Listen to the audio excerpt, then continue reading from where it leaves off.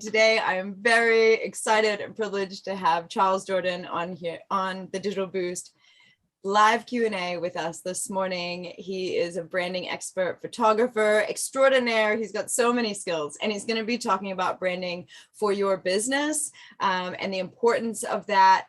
We have done a few sessions on branding, but we're going to do a slightly different take on it, give you a good overview and some really good take homes from this person who builds a lot of websites himself and does a lot of work with our graphics here on Digital Boost. So thanks, Charles, for joining us. We really appreciate you taking time out of the busy schedule behind the scenes on DB to share with our DB users.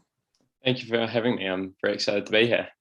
Yeah, awesome. So let's kick off because we want to have time for you to get through your content and also if you have any questions. So as a reminder for the folks tuning in for possibly the first time, because we do have a number of new users joining us here in 2022, you can use the comment section, the Q&A function, or the chat function, depending on what platform you are streaming with us today. Do drop your questions in. I am checking them throughout the session, and Charles and I will do our best to answer those questions for you. I'll let you kick off. I'll make sure your share screen. I always say scare screen, but let's try share screen today. There we go. Yeah. Perfect. All right. I'll be in the back making sure everything flows. Perfect. Thank you very much, Anna-Marie. Well, hello, everyone, and thank you for joining me today. My name is Charles, and I'm the sort of social and community coordinator at Digital Boost. I do quite a bit of the graphic work. I do some content creation, and I also help out a little bit around branding and doing websites with some small businesses, giving some advice, and have done in the past worked as a freelance digital designer and have been through a few rebrands. And just aiming today to share a little bit about what some digital branding basics are, and sort of run you through the maybe I would say a new way of thinking about branding, and maybe one way that you haven't thought about what branding is. So what we're going to discuss today is I'll start off by trying to describe in a short and easy way what branding is. So we'll start out by discussing what branding isn't really, and then we'll discuss what is branding, why is branding important, and then the elements of branding. And so I would really love for, at the end of the day, the objective would be for you guys to have a sort of a firmer understanding on how branding works. And it might not be what you traditionally thought it was, which would be my goal, is to sort of offer this fresh new perspective. And it's all right to disagree, but I would love to answer some comments and questions as well. So drop anything on the chat, and I'm sure we'll cover everything off once the presentation's finished. So I would really love to start with this quote by Marty Neumeier, I believe is how you pronounce his name. So he's a digital branding expert and has been in the branding scene for absolutely years. And this quote really, really nicely sums it up, which is, your brand is not what you say it is, it's what they say it is. So what Marty's trying to say here is that no matter what you create your brand to be, or whatever you think your brand is, it's what your customers think it is. So it's regardless of how you try and shape your brand and how you sort of want to portray it to your users or your customers, at the end of the day, it's their minds that will make up what your brand is. So it's moving away from the traditional sort of idea that I control what my brand is and I'm going to tell everyone this is what my brand is and this is how I present it. We're putting the power back into the consumer essentially, and it's realizing that once you know that they have the power and they have the idea to make up what your brand is, that's when you can start sort of figuring out how to, I'd say, best present yourself and sort of best control what your brand is. So this again might sort of stray away from what you traditionally think branding is, but your brand is not your logo, your design aesthetic, or your color palette, your product, your promise, or your impressions. So a lot of people, when you ask them what is, what's a brand, a lot of people will think, oh, it's it's a slogan. It could be a logo. It could be a color choice. I mean, you think about something like the AA. Instantly, I think of like the yellows and the blacks that they use for the AA. A slogan for McDonald's would be, I'm loving it. it's all this kind of stuff. And in a way, that's correct, that your brand is part of this, but it's not this, your brand isn't all of this. So it's not just your logo, and it's not just your design aesthetic. It's sort of it's so much more than that. And so the key points I really want you to focus on is that your brand isn't just your logo, and it's not just your product or a service you provide.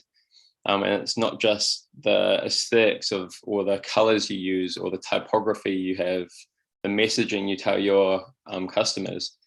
It's much deeper than that. It's not just a very surface level visual impression on everything.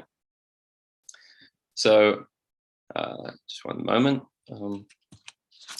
Okay, so I really want to focus on this quote, which is by Walter Landor, which is that products are made in a factory, but brands are made in the mind. So essentially, again, we're going back to this idea that you can present yourself in any way you want to, and you can sort of come up with these ideas for how you think your brand is and what you want your customers to think you are. But at the end of the day, it's all going to be processed within them internally, and it's not just limited to what they first perceive of you or what products you have, or if you do a good job. It's like, say you're in the service industry, it's you might have, a bad interaction with the customer, and that for them, in their mind, they're now going to associate that bad interaction with your brand. And so it's realizing that brands aren't just a singular thing. It's a very individualized concept for each customer. So now I'm going to have a look at what your brand is. And this is, again, going back to the whole power to the customer, is your brand is like a result for the customer. It's, the interaction they've had with you. Have they had a positive interaction? Have they had a negative interaction? Did they get a good result? It's a gut feeling. So when a customer sees your brand or they think of your brand, what do they internally think? Do they, are they like, oh, this is someone that I'm going to refer to everyone I know? Is this someone I'm going to just shout about on Facebook and share it with all my friends and tell them about what an amazing thing or amazing company they are? And it's, again, your reputation. So although, if I go back to the first telling you what branding isn't, although like a logo and your slogan and your typography, it's all really important, but your brand image sits a lot deeper than that. So a way I would really like to think about branding is that you're trying to get into the psyche of your customer. So you're looking at producing a result that your customer will associate with your brand. And you want to create that gut feeling within your customer that they would love to come back and they want to share what you do, your products and your services, with all their friends, all their network as well. And it's that reputation that you're building for your brand. So I'll give you an example now. So let's look at McDonald's as just as a holistic brand right now. And so when you look at McDonald's, when you look at what they produce sort of fast food, hamburgers, chips, drinks. You think of drive-throughs. I think of America, where they sort of originated. But then you look a little bit deeper than that. So they sponsor big sporting events. They sponsor a lot of sports through New Zealand. They have the Ronald McDonald House. They have a really good affiliate program and careers program where they take people through the ranks of McDonald's and sort of train them up from the bottom all the way up to be franchise owners. So when you think about McDonald's as a brand, it's no longer just a fast food hamburger joint. There's a lot more sort of intricacies tied into it. And so your gut feeling might change from, oh, they're just a fast food place. You might associate them with the Ronald McDonald House. And then your gut feeling changes, oh, wow, they're a lot more than this fast food place. They give back to the community. They're providing a really nice space for a lot of children in New Zealand. And, they're really pushing sort of the health benefits of sport, and they're sponsoring a lot of sports teams. And so their reputation grows on that. So again, everyone's going to have a slightly different brand in their personal mind. So your brand will obviously, your brand idea of what McDonald's is will be different from mine. But growing up in New Zealand, I mean, I remember being given sort of water bottles with McDonald's logos on them every year you signed up for a new sports team, or like all our soccer shirts and stuff had McDonald's logos on them. The sports fields had McDonald's logos on them, and you sort of, that association builds in my mind about, I associate it with, you know, playing sport in New Zealand as well as the food as well, but it then becomes so much more than a fast food place. And so this is the idea in branding, is that as much as, you know, they've got their yellow M with the red background and that's their logo, they've got their slogan, I'm loving it, and the name McDonald's, on the face value, that's very, very simplistic, and it doesn't really tell you much about the company. It doesn't tell you a lot about what they do and who they are and what their values are. So it's all this behind the scenes work of what they do in the community and the products they produce and what their outward appearance to their customers is that's what their branding is. And so this is the sort of the crux of what I really want to sort of discuss, is that don't sort of pigeonhole branding to be in this very, very narrow, it's your logo, your colors, and your typography. And it is, in a sense, that's sort of a very sort of front house, I guess, version, or a front end version of what your branding is. But your branding does stem a lot deeper. So if you're only focusing on what your sort of first impressions are with your customers on your branding, you're missing out on where that sort of psychological connection with your brand is. And that's caused from like that gut feeling from the customer. What do they feel when they hear your name, or when they think of your service, and when they think of your product? What are they feeling? And so it's all about giving your customers the raw materials to build that impression, so that they have a really positive connection with your brand and have a really positive sort of gut feeling when they think of you. So this is a really, really fantastic quote from Stephen King. And it sort of really plays on this idea that products come and go. And so a product is quickly outdated, but a successful brand is timeless. And like, if we just look back at sort of McDonald's for a second, regardless of what items, you know, they might have limited edition specials and different kinds of foods that they bring out seasonally, or I'm not too sure how they do it, but you know, they might have a special meal or whatever. That's quickly outdated, but the impression they leave on the community will last a lot longer, and it's going to be something that's a little bit more timeless. I mean, let's think about something like BP in the Gulf of Mexico. Their reputation following that incident has been like severely tarnished. And if you talk to a lot of people who live along that Gulf, they have a very, very instinctive brand about what BP is. And that brand will be very, very different from you and I, who might only associate BP with the gas stations that we see going past the motorway, or the Wild Bean Cafe or something like that. So a successful brand being timeless, it's the same on the counter end. If something happens to your reputation, it sort of follows suit that. And the timeless can be positive and negative. So again, looking back at that sort of BP incident in the Gulf of Mexico. And so I really want to drill down onto this point, that you don't have one brand. You have hundreds, you have thousands, you have millions. And what I'm trying to say in this sense is that each customer you have will have a different brand of you. And so it's not about trying to control every single one of those customers and how they think of your brand, but it's sort of putting a ring fence around it and saying, well, if we keep most of the people within this sort of area, I'm happy with that. So you will find that it's very, very difficult to sort of control how each and every customer thinks of your brand, and how each and every customer associates, like what they associate with your brand. But if you can kind of keep them into an area that you're happy, then that's great branding.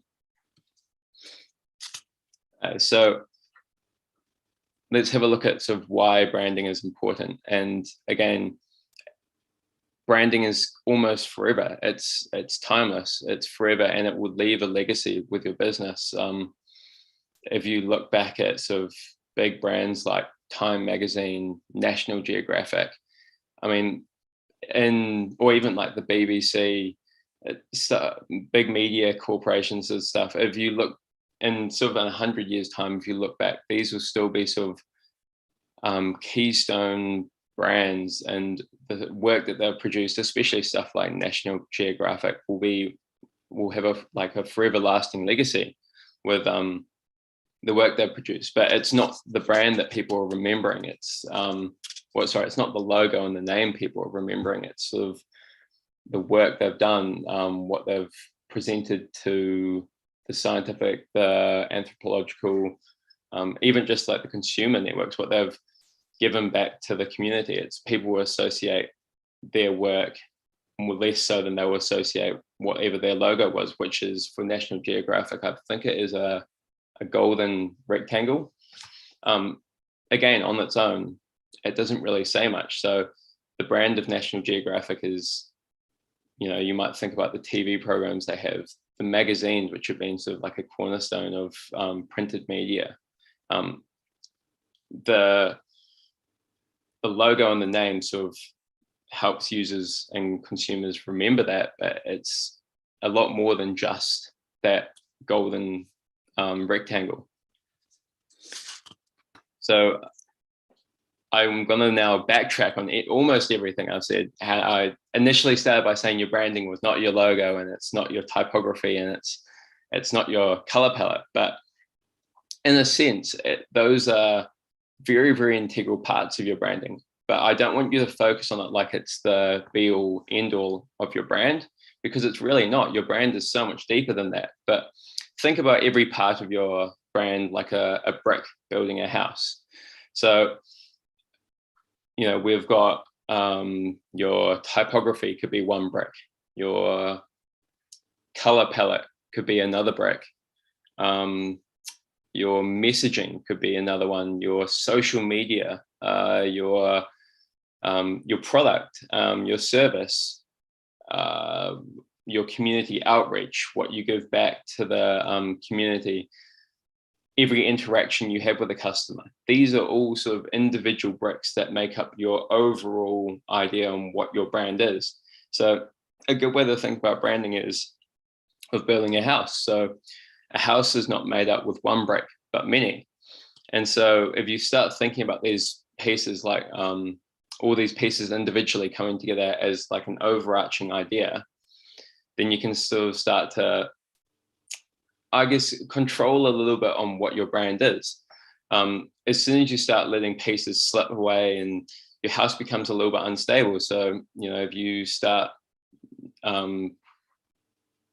if you don't answer sort of criticism on Facebook, or you don't engage with your community, these are all sort of little bricks of your branding which are slowly sort of just falling off the house. So you want to really make sure that everything you're doing in your business will reflect positively with your branding, because almost every part of your business is part of your branding, all the way down to finances, all the way down to every single interaction you have with a customer. Every time someone messages your business on like a social media platform, just, maybe asking what your opening hours are, something very, very simple like that is still part of your branding. And so just being sort of very mindful every time you're putting yourself out into that public domain as a business, that this is going to be part of your brand. And so it's always acting with intent. So you always want to be acting in the best possible light for your brand. And so it's always acting in that mindset that I'm portraying my brand right now, even while you're doing sort of work for your business. That's part of your brand. So you want to be doing it in a way that sort of best reflects your brand and that you're happy with. And so these are some of the bricks that make up branding that I'm really interested in, which are sort of colors, typography, and design. But this isn't a limited list. It obviously goes a lot bigger than this. So it's we're going to do a little bit of a deep dive on these three here per se, but just really focusing on that idea that it's a lot more than these three. These three in my mind are the fun ones, because it's very, visual, and you can sort of look at stuff and we can sort of discuss about what different things make us feel. But just, yeah, really understanding that branding is a lot more than what this is, but these just happen to be the fun ones for me. So let's dive into sort of a little bit of color theory. And the idea about this color theory is that even before a customer has interacted with our brand, you might be able to sort of evoke an emotion through your design or through your color palette that you're using, whether it be on your website, whether this be on your social media, whether it be on your like logo itself, or your typography. And so I'm just going to do a quick run through on all of the primary colors, because it's very interesting sort of to have a look and see what other brands are using and why they're sort of using them. So let's start off with red. So red is sort of a very, very rich, powerful color, and it does generally evoke a lot of emotion in people when they see sort of red branding.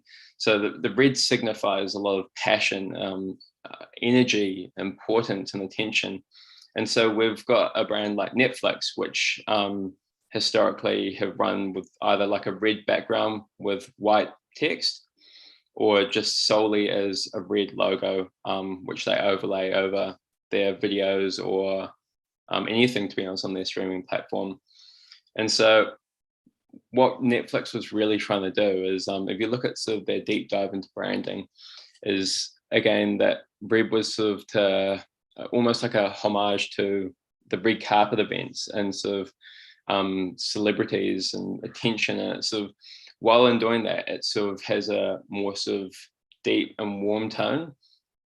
So it's not like a red that you would see on a fire truck. So it's a little bit more homely. So what I would feel looking at this red is sort of warmth, a little bit of passion and sort of energy, but I'm also getting that sort of red carpet, a little bit of an attention kind of look as well. Now, what you feel might be different to what this is, well, for what I'm feeling, but that's again going back to that idea of branding being, 1,000 different brands, 1,000,000 different brands. We're all going to have a different mind connection with the color red, and it's just interesting sort of talking to other people and seeing how they feel about the color red and how they feel about this being like a bold sort of color for Netflix, and what they sort of back their whole branding behind in terms of that visual branding that they're using. It is a very sort of strong, powerful color, and it really stands out. So it's one of those ones that you sort of you can split people. Some people are a little bit polarized. They don't like the red. It might make them feel a little bit uncomfortable, which is understandable. It's that whole idea of passion, and they might not associate that with a video streaming platform. So whether that's the right choice or the right color for Netflix, I mean, that's not for us to decide. That's on Netflix. But in my mind, I think it works quite well with the idea of it being sort of an attention-grabbing, red carpet, celebrity-driven sort of message that they're trying to send.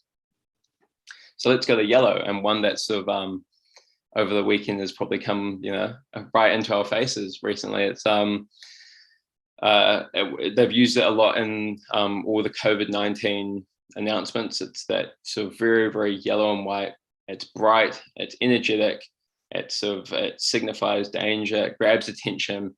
I was going to say happiness, but that is actually sort of maybe an interesting point we could touch on, is that I now associate this yellow with sort of attention, danger, sort of announcements, but that yellow is still, it's a bright, it's an energetic. If you just look at it holistically as just the yellow, nothing else, and not what your mind is sort of making you think about what that image is. If you just look at the yellow, it's still a bright and energetic yellow, and other branding that might be sort of, you could draw happiness from it. So whether it's been decided to use that to sort of mitigate and sort of neutralize the message that comes with that, and we might associate like a negative message when we see that alert announcement comes up and you're like, we're going into another lockdown. have they used the yellow to try and mitigate and neutralize some of that negative feeling? Or is it just solely because it grabs attention, it's danger? Like if I think of, you drive past some of those vans which are carrying sort of bio waste or something, they're all big yellow, or you look at some of the rubbish trucks, they're all yellow. It's sort of, danger, it grabs your attention, and it sort of wants you to look at it. So it's sort of two sides of the coin, whether they've used the yellow intentionally to try and neutralize the messaging, or if it's just solely for grabbing focus. But another brand that uses yellow would be AA. And again, I don't think they're sort of like signifying danger per se, but if you think of like AA roadside services and stuff, it's sort of, it grabs attention, it makes people see, it's maybe even like a safety thing. But what does the brand AA and the yellow color, what does that mean to you? Because I mean, thinking about it now, I'm quite neutral with it. I haven't really given it too much thought, but I wouldn't personally associate sort of bright energy and happiness to it, but that's my personal brand of them. So whether again, they're using the yellow to neutralize any sort of bad past experience people have had, who knows? But it's just like one of those interesting things that even before we know what it is, or even before we know what the brand is, these colors are sort of making us feel and think a certain way about the brand. And you will sometimes find brands that might not be using the right colors, and you'll be like, oh, wow, that's really not quite what I would expect the brand to be. And whether that's doing it for like intentionally to try and grab your attention about it, being like a not quite a color that you would associate it or not, it's one of those things that it's two sides of a coin again, whether it grabs attention or they've just not got their color theory on point. Who are we to say? It's where we've all got our own sort of branding that we're perceiving for them. So the next one, there we go, sorry. The next one is blue. So blue is a very sort of strong and reliable and a trustworthy color, and it's used widely across a lot of corporate and government sites. But blue gives us, it's a calming color as well. And so it makes you feel sort of, you can sort of relax a little bit. You can let your guard down. They're strong, they're reliable, and they're trustworthy. And so if you think about a lot of the banks like ANZ, there is another one, it's completely slipped my mind, but they use this blue as sort of like a, again, to signpost and evoke that emotion that they're trustworthy, they're a cornerstone in the industry, they're reliable, and they're resilient. And so already, if you think about some sort of traditional branding or some corporate websites or government sites, a lot of them will have this sort of deep blue that's running through it. It won't be so much so like a very light blue, but it's more of like a deep and a richer blue, and it's sort of, how would you describe it? It's a bit more traditional, I guess you could say, but it makes you feel, what makes the site feel trustworthy. But it might not feel that way for you. But that's generally how people feel about the sort of that deeper, darker blue color, and you can see it on the Digital Boost logo because we are trustworthy. I would say so. So here's a really cool tool. I wonder if this will work. It's called Adobe Color. Let's have a look. Just let me know if, does this come up on your, no. Can you guys see this or? No. No, okay. You might have to exit your presentation and come back in. Yeah. That would probably be the best way, but it would be really cool to check it out. So yeah, we've got time. So let's have a look. Awesome. So this is one of the tools I really love using. Just let me know, does that come up? Yes, it has. And is this a free tool or? Yes, this is a completely free tool. So I think we'll get the links put into the chat at some stage. But this is essentially called Adobe Color. And I love using this tool especially when I'm creating color palettes, especially for web or branding and stuff like that. So essentially how it works is you come down here and this is all done by hex keys or so a hex key is this number here.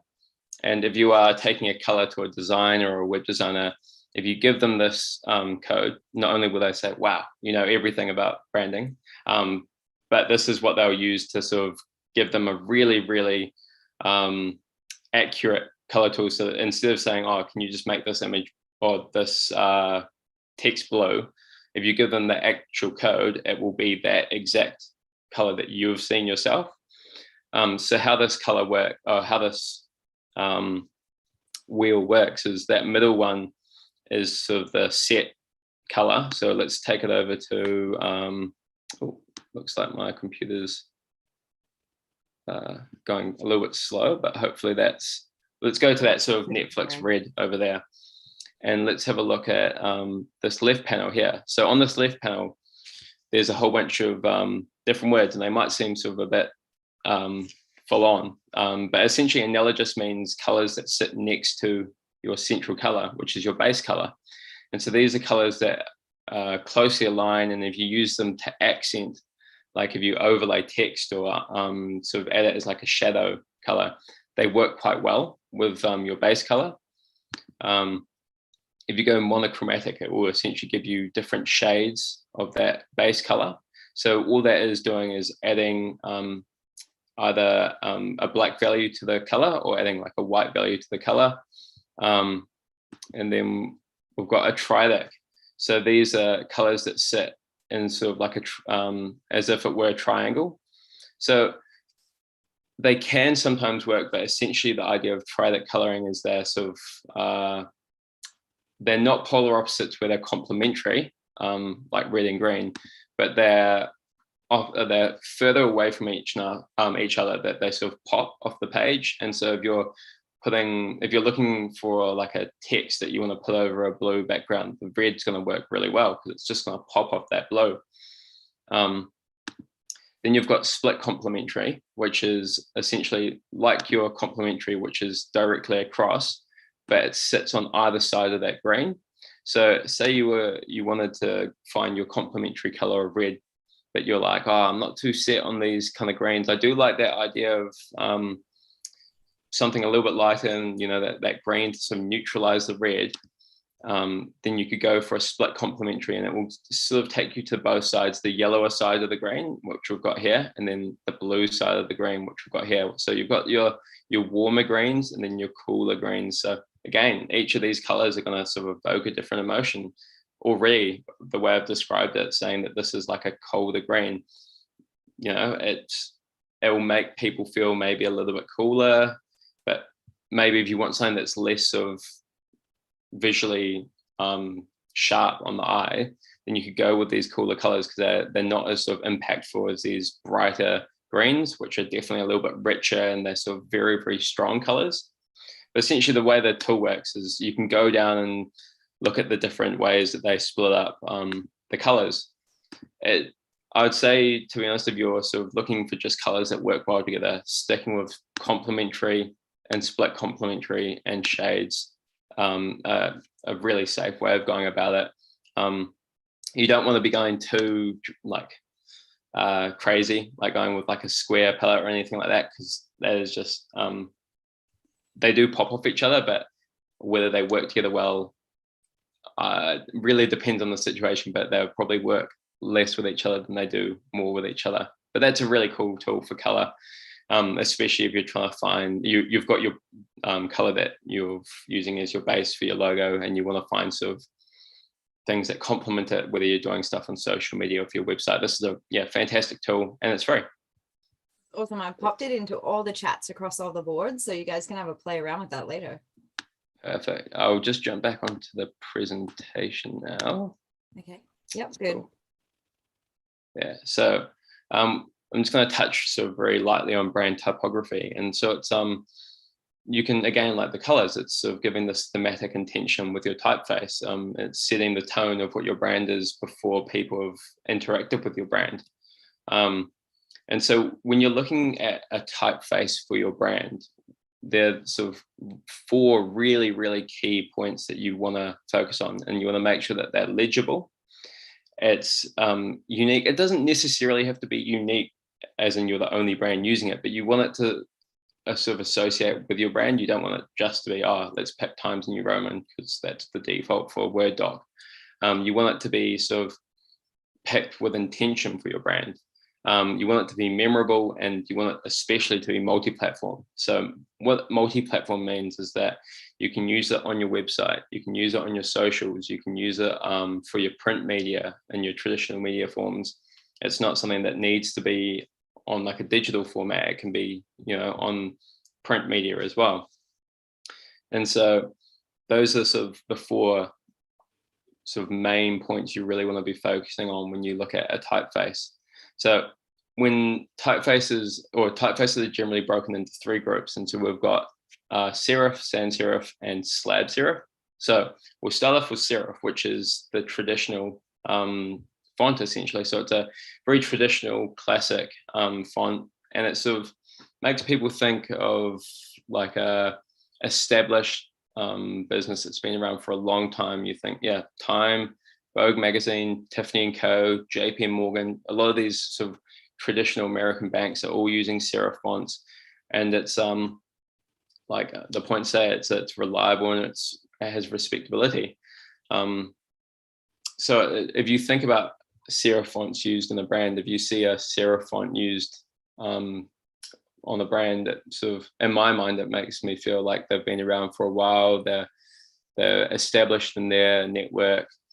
They are, sort of traditional. But again, that might differ for you. When we go on to sans serif, you've got a lot of the new tech nowadays. So you've got Facebook, Google, Netflix, Spotify, Pandora Radio was another one a while back. You look at TikTok, Instagram, they're all using sans serif. I'll just quickly let you know the difference between serif and sans serif is, so if you see on the end of these, on the T or on the V, they've got sort of like the indentations. It's sort of, it's the detailing on the end of the letter. But then if we go to sans serif, it's just nothing. It's just sort of very blocky. It's very geometric. It's very, I would say, clean and simple. And like the points say, it's minimal, clean, modern, and contemporary. So a lot of new tech companies are going to be using sans serif font. And on top of that, a lot of them will be using sort of quite visually impactful colors. So you've got your Spotify greens, your multicolor Googles, you read Netflix, Facebook going with the blue, that trustworthy, reliable, whether you think they are or not, but that's, the color that they're associating with. And then we go back into sort of serif, and yeah, you do have Times, which is that traditional red, and they've always been that red, but places like Vogue, Tiffany & Co, the traditional National Geographic stuff, it's all sort of generally just black font, black on a white background, white on a black background. But as we moved into these sort of sans serif era, the modern tech companies, the colors start getting a little bit more crazy. They start getting a little bit more sort of impactful, and they really want the logo to jump out at you. So I'd almost say that you've got your serif fonts as these sort of understated, very classy fonts, and then you've got your sans serif, which is sort of bold and out there, and they're just grabbing attention. But again, when I think of sans serif, I think of new tech, I think of modern, I think of contemporary company, I think of someone in that digital space as well. Like if you're sort of doing a lot of like web design and stuff, like I think sans serif is like a fantastic typography type for your sort of brand typeface. The last one we've got is slab serif. And so slab serif is essentially just like a really thick, bold and chunky serif font, and it's sort of, it stands out, and it's sort of very in your face. It's very powerful, and it's quite quirky and confident. So it's some companies sort of like Volvo, Honda, and Sony are using them. So the idea is that they have these sort of traditional backgrounds. They're sort of a very traditional company, and they've had the brands been around for a long time, but they're trying to sort of stand out and sort of modernize what they're looking like. And we're now seeing like a new version of fonts coming out, which is very geometric. So I don't have an example, unfortunately, but I saw on the weekend as Kia recently have done a rebrand, and it's very geometric. There's a lot of triangles, a lot of lines, but they all sort of speak to each other. And these geometric branding is potentially going to be something that's going to be a bit of a trend in the next sort of coming 5 years. Is we might see a lot more geometric branding coming out. But again, if you get an opportunity, have a look at Kia. So that's KIA, the car company. They've just rebranded their logo, that is. Not the entire brand, just their logo. It seems ridiculous what I just popped in the chat, but actually if you just click on the link, it'll take you to like a Google search of the, this is just for everyone to check out on your own time, just in case you needed a visual aid of where to go. But they went from just like the real letters to the letters becoming shapes, but they do all really work well together. And yeah, I get what you're saying about that real geometric kind of feel. It says what it needs to say, but it also is slightly elusive in the sense of like, oh, we're so modern, we don't even need letters. And I think that's going to be a trend coming into the next sort of 5-10 years. I think you'll see some more brands go into this geometric shape. It's a little bit cleaner. You can put it across many things without it sort of standing out. But then people start thinking of it like a symbol and less like a sort of typeface. So whether, that's quite limitless too, isn't it? Because when we do think of names and we look at logos, but we're so bombarded, I guess, with words everywhere. Like symbols often stick in people's minds and they're quite universal, aren't they? Like if you don't speak the language, you could recognize a picture of, an airplane and that's taking you to the airport, or, like different imagery that we use, like the play symbol with the circle and the line through it, we know that's like on off now, where that never used to be a thing before. If your logo becomes or your title becomes a shape as well, it's just a double way of remembering you. Oh, 100%. That's quite cool, actually. There is a really cool tool, which is called Discover Typography. So I'll just open it up now and share it. Just give me one moment. Discovertypography.com. Yes, that is the one. And I will just jump back on and share my screen again. So this is a really, really cool tool. Again, it's all free. But Discover Typography is kind of like a website where you can scroll through and have a look at different typefaces. And so most of it is in like a more traditional print format, but you will see sort of web-based designs as well. So say I'm like, oh, that font on that green is really cool. So I'll just click on that image there. And essentially it will load up, and then if you hover over it, it will tell you what the font is. And so it will even give you a bit of a, I'll just zoom out.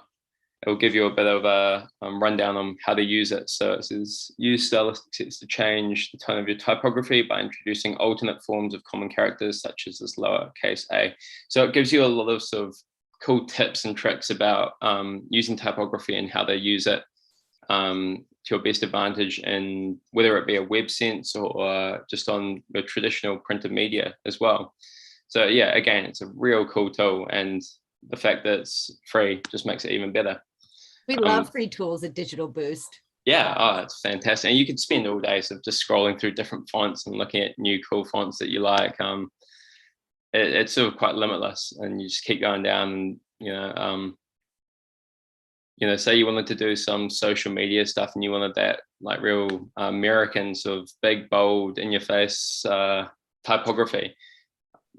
Perfect. You can have a look at there's a few different fonts that they're using across this, and essentially you can just see what they're using and then kind of replicate it if you wanted to go for that same sort of thematic look as well. So one of the things that I've noticed with typography is sometimes you can fall in love with a font and then you go to use it in some platforms and you can't find it. Do you have any tips for that at all, or would you just double check, like check the font out and then go to your space and see if it's actually available there? Is there a glossary to find out what fonts come from where? Because you can download fonts, can't you? Yeah, you can. There's a few different sort of free font sites like free fonts and all that. But when it comes to web, they are quite limited on what fonts you can use on websites. Places, I think now it's getting a lot more sort of open. But traditionally, so I remember sort of quite a few years back when I first started learning how to sort of do like HTML code and all that kind of stuff, you were really limited by what fonts and what colors you could use across that. But now I think it's a lot of it's open game. The best thing to do if you've got a font that you like and you're on like a platform like a Squarespace or a Wix and you're limited by what font you can use is just searching on Google. I know you can use Futura on Squarespace, but I would search like fonts similar to whatever your font is on Squarespace. And generally, yeah, unfortunately, there's no sort of consolidated glossary where you can kind of put it in and it will spit out things for this platform that are quite similar. But Google is always your friend in these scenarios. Yeah. So, well, that's great advice. And I know that I have done that with some Canva and some other sites where I fell in love with a font. There's always going to be another font that's like just really close and similar to what you're looking for. So don't give up hope. If your font isn't there, that's a really great tip, just to say, hey, what font looks like this font? Yeah. Google will know. Yeah. Definitely. Well, yeah, that's pretty much sort of sums up my presentation there. So, Okay, great. yeah, I hope there was sort of legible and you got something from it. Oh, that was such a great presentation. Honestly, Charles, I was like hanging off the end of my seat, waiting to see what was coming next, because there was so much good value within that session, lots of food for thought, and taking that deep dive into the way that you think about your brand is really important. Maybe even doing some testing with folks that like, what do you think about my brand? This is who I think I am. Who do you think I am? Might be like a good way to, with some friends and family or past customers, if you've been in business for a while, asking some key questions. Do you think that would be a good way to kind of have a think about? Definitely. Yeah. Oh, 100%. And we use this a lot in sort of web design as well, is if you're designing like a web page or a landing page for a company, what you generally do is you'll just use lorem ipsum for the copy. So lorem ipsum is like a sort of a made up language. It doesn't have any sort of meaning behind it. And then you've got, you'll just change the name of the company and stuff, but you present them with the landing page and you ask, well, what do you think this company is and what do you think they do? And your design should be able to reflect that without them needing to know the copy on the website and the name of the website. And the same goes for your brand. You should be able to go to your friends. You could even change your brand's name and just sort of make up a design and show it to them and say, what do you think this brand means? What does it signify to you? And what do you think if that was a business? What do you think that business would be? It's such a powerful tool. Imagery with that? Like, would you use imagery as well? Yeah. So you'd have like your images, your photos or what have you, and then you'd have the colors. Yeah. And then you'd be like, what do you think the business is? Yeah, definitely. And you could, how, what's our vibe? Yeah. Yeah. And like showing like a mood board to, if you made a mood board for your brand and you were thinking about doing making a new logo or something like that, and you had a mood board put aside and you showed it to, some friends or family and say, what do you think if this was a mood board for a company, what do you think this company would be? What space are they in? What are they fun? Are they serious? Are they, and it sometimes is hard to get sort of very blunt and brutal feedback, but it's the best way to do it. Yeah, I really like that, because I think there's a quote that says, I'm not who I think I am. I'm not who you think I am. I'm who I think you think I am, or something like that. Like we often think that's often the way that we think we know what you're thinking, but we don't, and what you're 100%. saying is find out what they're thinking, because it's probably not what you have interpreted, and it's not what you think you're putting out either. So it's not what you think you're putting out, and it's not what you think they're thinking. You got to actually find out what they're thinking. Yeah, and that again goes back to the idea that you have a million brands. Your brand is a million brands. It's not just what you think they think it is or what you think it is.